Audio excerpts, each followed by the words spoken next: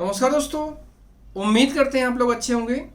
दोस्तों, अभी यूरोप के ऊपर जो प्रोसेसिंग टाइम है उसके ऊपर कुछ इन्फॉर्मेशंस देना बहुत ज़रूरी है, जिसकी वजह से जो लोगों के मन में सवाल है उनका आंसर मिलना चाहिए।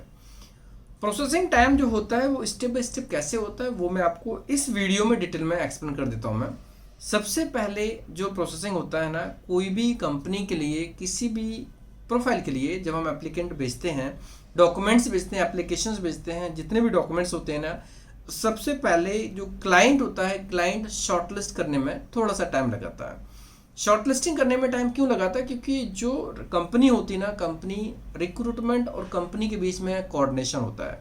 जैसे मान लीजिए, मैं आपको पूरा डिटेल में समझा देता हूँ, मैं शॉर्ट में रहेगा, लेकिन ऐसी चीज़ें कि स्टेप बाय स्टेप आपको हर एक चीज़ के बारे में डिटेल इन्फॉर्मेशन हो जाए। मान लीजिए एक रिक्वायरमेंट है फैक्ट्री वर्कर। फैक्ट्री वर्कर मतलब वो रिक्वायरमेंट फैक्ट्री में काम होगा, ठीक है। अब अगर फैक्ट्री में काम है तो फैक्ट्री के एचआर जो होते हैं वो रिक्रूटमेंट कंसल्टेंट नहीं होते हैं। फैक्ट्री के जो एचआर होते हैं उनके पास में और भी काम होते हैं, जैसे सैलरी का, पीएफ का, टैक्सेस का, कंप्लायंस का, जितने भी ऑपरेशनल एक्टिविटीज होती हैं वो वहाँ के एचआर को करनी होती है। तो जब हमारे पास से, मतलब इंडिया पार्ट से, किसी भी एजेंसी के माध्यम से कोई डॉक्यूमेंट वहाँ की एजेंसी के पास जाते हैं, तो उस डॉक्यूमेंट की प्रोसेस में सब बराबर है कि नहीं है, थोड़ा टाइम इसमें लग ही जाता है। उसके बाद वो एजेंसी उस एम्प्लॉयर के साथ में बात करके वो डॉक्यूमेंट शॉर्टलिस्टिंग के लिए बात करती है। जब वहाँ का जो एम्प्लॉयर, मैन एम्प्लॉयर एक बार टाइम निकाल के चीज़ों करते हैं, तो उसमें से जनरली 1 महीना, कभी 1.5 महीने के अंदर ये काम हो जाता है। ये पॉसिबिलिटी है कि कोई भी क्लाइंट के लिए 1 महीने 1.5 महीने के अंदर ये चीज़ें नॉर्मली हो जाती है। जब यहाँ पर जो शॉर्टलिस्टिंग होती, कभी कभी अगर कोई बिजी हुआ या बीच में कहीं छुट्टियां हुई तो शायद थोड़ा बहुत टाइम बढ़ सकता है, 1 वीक 2 वीक जैसा, लेकिन 1 महीना 1.5 महीने के अंदर नॉर्मली ये चीज़ें हो जाती हैं। जैसे एम्प्लॉयर ने ओके किया कि ये शॉर्टलिस्टेड लोग हैं, अगर उनको लगता है कि इंटरव्यू लेना है तो इंटरव्यू ले सकते हैं, तो वो जो शॉर्टलिस्टेड लोग होंगे उनका इंटरव्यू होगा, ठीक है। या फिर ये हो सकता है कि शॉर्टलिस्टेड होने के बाद में फिर उनके डॉक्यूमेंट्स के बेस पर प्रोसेस कर सकते हैं, जो भी प्रोसेस होता है उसका। अब जो शॉर्टलिस्टेड लोग होंगे उनके जो रिक्वायर्ड डॉक्यूमेंट्स होते हैं, कुछ डॉक्यूमेंट जो होते हैं जो खुद ऑलरेडी कैंडिडेट्स भेजते हैं, और कुछ डॉक्यूमेंट एम्प्लॉयर को बनाने पड़ते हैं, सपोर्टिंग डॉक्यूमेंट, जो भी उनके एप्लीकेशन फॉर्म वगैरह होते हैं ना, वो सारी चीज़ें वो खुद करते हैं। वो प्रोसेस में 1 वीक जैसा लग जाता है लगभग। जनरली कोई भी चीज़ होती है वो उस हिसाब से काम करते हैं। एंड उसके बाद फिर बात आती है वर्क परमिट एप्लीकेशंस की। तो जो वर्क परमिट एप्लीकेशंस के लिए जब यहाँ पर किसी का कंफर्मेशन हो गया, उसके बाद उनको कितना टाइम लगता है प्रोसेस करने में, क्योंकि इसमें पेमेंट भी स्टेप बाय स्टेप होती है। तो जब वो पेमेंट्स करते हैं, पेमेंट्स करने के बाद में स्टेप बाय स्टेप चीज़ें आगे होती हैं। हर एक पेमेंट्स में ये मान लीजिए कि इंडिया जैसा तो है नहीं कि यहाँ पर किया तुरंत IMPS हो गया। जो फॉरेक्स ट्रांजेक्शन्स होते हैं ना, उसमें से भी थोड़ा सा टाइम लगता है। पेमेंट्स रिसीव होने के बाद फिर वो वर्क परमिट एप्लीकेशंस तैयार करते हैं। कोटा भी पैसे इससे पहले ले लेते हैं, जो उनका कोटा अप्रूवल होता है, जो उनकी एम्बेसी की फॉर्मेलिटीज होती है वो कर ही लेते हैं। लेकिन अगर कुछ लोग नहीं कर पाते तो ये होने के बाद करते हैं। और जब फाइनली वर्क परमिट अप्लाइड हो जाता है, उसके बाद पूरे यूरोप में शेंगन में ये एक प्रकार से स्टैंडर्ड फॉर्मेट है। 45 डेज से 90 डेज के अंदर वर्क परमिट अप्रूव होता है। मतलब कुछ लोगों का 45 दिन में भी हो सकता है, कुछ लोगों का 50 दिन में भी हो सकता है, कुछ लोगों का 60 दिन में, कुछ लोगों का 3 महीने के अंदर भी हो सकता है। मैक्सिमम केस में 60 से 70 दिन के अंदर होता है, लेकिन जो उनका मैक्सिमम टेट है, जो टाइमिंग है, वो रहेगा 90 डेज का। मतलब कि लगभग 3 महीने जैसा टाइम वो लग जाता है।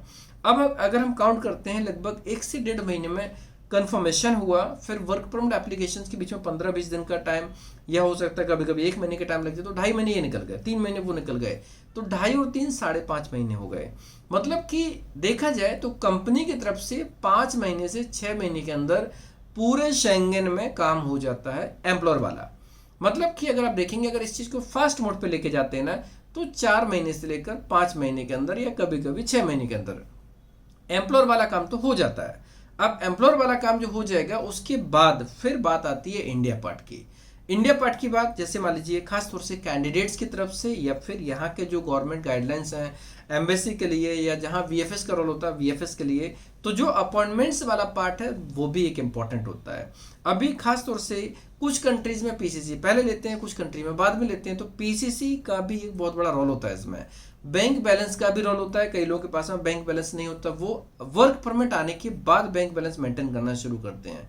तो देखा जाए प्रोसेस के दो भाग हो जाते हैं। पहला पार्ट एम्प्लॉयर की तरफ से जो कि 4 महीने से लेकर 6 महीने के अंदर हो जाता है, और दूसरा पार्ट होता है इंडिया में जो अपॉइंटमेंट्स का, वहाँ से हार्ड कॉपी आती है। हार्ड कॉपी लगभग 15-20 दिन या 25 दिन के अंदर रिसीव हो जाती है, और ये जब वहाँ से चीज़ें आ जाती हैं, सब चीज़ें सिस्टमेटिक होती हैं, उसके बाद फिर आगे का जो स्टेप होता है अपॉइंटमेंट्स लेना, डॉक्यूमेंट तैयार करना, सबमिशंस करना, डिसीजन आना, डिसीजन रिफ्यूज होना, अगर बाई चांस किसी का होता है तो उसका अपील करना, अप्रूवल होता तो फ्लाई करके टिकट करके फ्लाई कर जाना। ये एक प्रोसेस रहती है जिसमें से इसीलिए जो यहाँ पर हमने टाइम बताया वो 8 मंथ से लेकर 1 ईयर के बीच का बताया। अब यहाँ पर प्रोसेसिंग देखते हैं। अगर सब कुछ फास्ट मोड पे रहा, जैसे मान लीजिए हम घर से निकले, तुरंत बस मिल गई, तुरंत उसके आगे ऑटो मिल गया, तो जो भी स्टेप बाई स्टेप सारी चीज़ मिल गई, फ्लाइट का फ्लाई होने से पहले जो टाइम मिल गया, तो हर चीज़ का देखें तो सिंगापुर पहुँचने के लिए अगर इंडिया से जाना हो तो लगभग 8 घंटे के अंदर कोई बंदा सिंगापुर पहुँच सकता है। मतलब अगर मैं वडोदरा से बॉम्बे की बात करूं और उसके बाद फिर मीन्स वडोदरा से बॉम्बे, बॉम्बे से सिंगापुर की बात करूं, तो लगभग देखा जाए तो अप्रोक्सीमेटली 11-12 घंटे के अंदर सिंगापुर पहुंच सकते हैं अगर यहाँ से बाई ट्रेन जाएं और वहाँ से फ्लाइट कैच करें और सिंगापुर एयरपोर्ट की तक की बात करें पॉइंट टू पॉइंट। लेकिन ऐसा प्रैक्टिकल नहीं होता है, क्योंकि जब यहाँ से कोई प्लान करेगा तो उसको एयरपोर्ट पर कम से कम 4 घंटे पहले पहुँचना होगा। लोग 4 से 5 घंटे पहले पहुँच जाते हैं। फिर रास्ते का टाइम, रास्ते के साथ में ट्रांसपोर्ट का टाइम, बस का टाइम क्या है, आपका टाइम क्या है, और साइड इफेक्ट तो नहीं है, रैनिंग हो रही है या कुछ और चीज़ें हो रही हैं, इन सब चीज़ों का भी असर होता है। इसलिए जो टाइमिंग होता है, टाइमिंग को पॉइंट टू पॉइंट नहीं बोल सकते हैं। हाँ, पॉइंट टू पॉइंट बोलने में, सुनने में अच्छा लगता है। अगर पॉइंट टू पॉइंट कहा जाए, जो जैसे बोलते हैं मैगी 2 मिनट में बनती है, ठीक है, क्या सच में 2 मिनट में बनती है?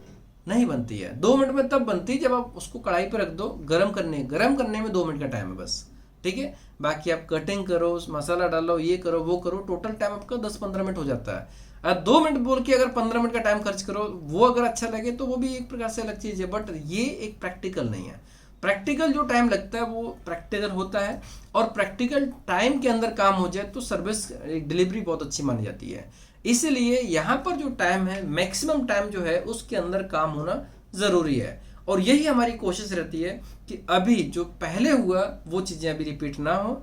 और कोई भी कैंडिडेट जो प्लानिंग्स करते हैं, पर्सनल प्लानिंग्स करते हैं, उनके प्लानिंग्स में ये बहुत इंपॉर्टेंट चीज़ रहेगी कि अगर वो हर चीज़ का टाइमली प्लान करेंगे तो शायद ये इन टाइम ही काम होगा, with in the time frame काम हो जाएगा, और हर चीज़ के लिए इम्पोर्टेंट रहेगा। अब यहाँ पर कुछ लोग ये सोचें 1 साल का हो जाएगा तो ऐसा करेंगे, वैसा करेंगे, 1 साल टाइम लग जाएगा तो फिर मैं कैसे प्लान करूँ। अगर आपको अपना करियर बनाना है, इम्पोर्टेंट है, तो डेफिनेटली आपको ये टाइम प्रॉपर तरीके से प्लान करना होगा, और उतना ही सिंसियर होकर इसमें स्टेप्स लेने होंगे। तो शायद ये काम 8 महीने का 7 महीने में भी हो जाए, पॉसिबिलिटी है 6 महीने में भी हो जाए। लेकिन हमारी तरफ से हम लोग टाइम मेंशन क्यों करते हैं? क्योंकि पास्ट में हम लोग भुगत चुके हैं। अरे पास्ट में वीएफएस का इतना ज़्यादा इशू रहा, अभी देखा जाए तो 3-4 कंट्री के नाम गिनाऊंगा, आप समझ लेना कि इनमें अपॉइंटमेंट का कितना प्रॉब्लम होता है। पोलैंड का तो आपको पता ही पता है, माल्टा का अपॉइंटमेंट का बहुत इश्यू होता था पहले, ठीक है। अभी कंडीशंस क्या है जब हम आगे देखेंगे तब पता चलेगा, लेकिन फिलहाल के लिए माल्टा में अपॉइंटमेंट्स का बहुत इश्यू था। क्रोएशिया के लिए अपॉइंटमेंट का बहुत इश्यू है, और जो रिक्वायरमेंट्स होती हैं उसके हिसाब से और भी कई कंट्रीज हैं। आपको यूएस के बारे में पता ही होगा कि यूएस का अपॉइंटमेंट का 1-1, 1.5-2 साल लग जाते हैं। तो पॉइंट ये रहता है यहाँ पर कि जो अपॉइंटमेंट्स हैं, अपॉइंटमेंट्स के वजह से चीज़ें ज़्यादा डिले होती हैं, और साथ साथ में कुछ चीज़ें कैंडिडेट्स की तरफ से भी डिले होती हैं। इसीलिए जो टाइम फ्रेम दिया जाता है वो टाइम फ्रेम इसी चीज़ का होता है। सो अभी इसमें हम लोग आप लोगों को डिटेल में ये स्टेप्स क्यों समझाएं, क्योंकि अगर ये समझ जाएंगे तो शायद आप प्लानिंग ढंग से कर पाएंगे। अगर मैं बात करूं किसी भी कंट्री के लिए, जैसे गल्फ कंट्री का काम 1 से 1.5 महीने में, 2 महीने में हो जाता है, लेकिन फिर भी 2.5 से 3 महीने लोगों को लग जाता है, ठीक है। अगर देखा जाए तो मलेशिया का काम जो होता है वो 40 डेज से 50 डेज के अंदर स्टैंपिंग तक होने के चांसेस होते हैं, लेकिन फिर भी उसमें 2.5 से 3 महीने लग जाता है। क्यों लगता है? क्योंकि ये जो टाइम लगता है, प्रैक्टिकल टाइम प्रैक्टिकल होता है। सेम एग्जांपल मैगी जैसा है, सेम टू सेम इसमें। इसलिए वर्क परमिट का जो काम है वो जरूर फास्ट होगा, वो as per the standard time होगा। ये आप देख सकते हैं, मतलब कि हमारे जो क्लाइंट्स हैं, एम्प्लॉयर हैं, उनकी तरफ से काम बहुत फास्ट होगा, और वो काम एक सिस्टमेटिक वे में होगा। हर चीज़ तक जो हम प्लान करते हैं, जो हमारी तैयारी होती है उसके हिसाब से होगा। आप इस चीज़ को नोट कर सकते हैं कि जब क्लाइंट एम्प्लॉयर आपको पसंद करेगा, शॉर्टलिस्ट करेगा, कंफर्मेशन दे देगा, उसके बाद का टाइम देखेंगे बहुत फास्ट होगा, हर चीज़ का आपको टाइमली अपडेट रहेगा। लेकिन जो प्रैक्टिकल टाइम है, आप ये मान लीजिए कि जो डॉक्यूमेंट तैयार करने वाला टाइम है वो 4 महीने से 6 महीने के अंदर का है, और बाकी का टाइम है वो वीज़ा एप्लीकेशंस के लिए, उससे पहले की पूरी एक्सरसाइज करने के लिए है।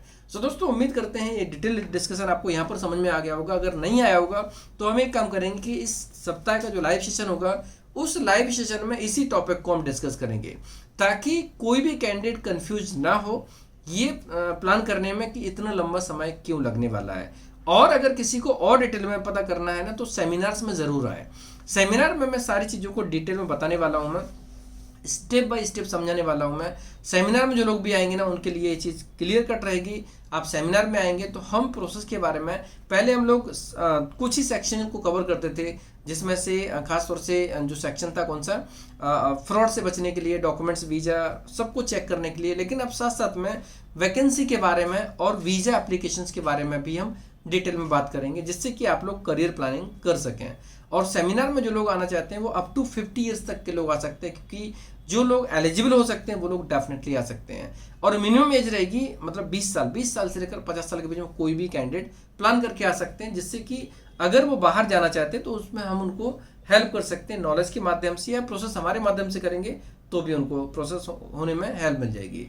सो ये बहुत इंपॉर्टेंट चीज़ है, प्रोसेस को डीपली समझें, R&D करें। सिर्फ हमें अच्छी बात, ऐसी बातें जो अच्छी लगें उसके ऊपर नहीं होना चाहिए।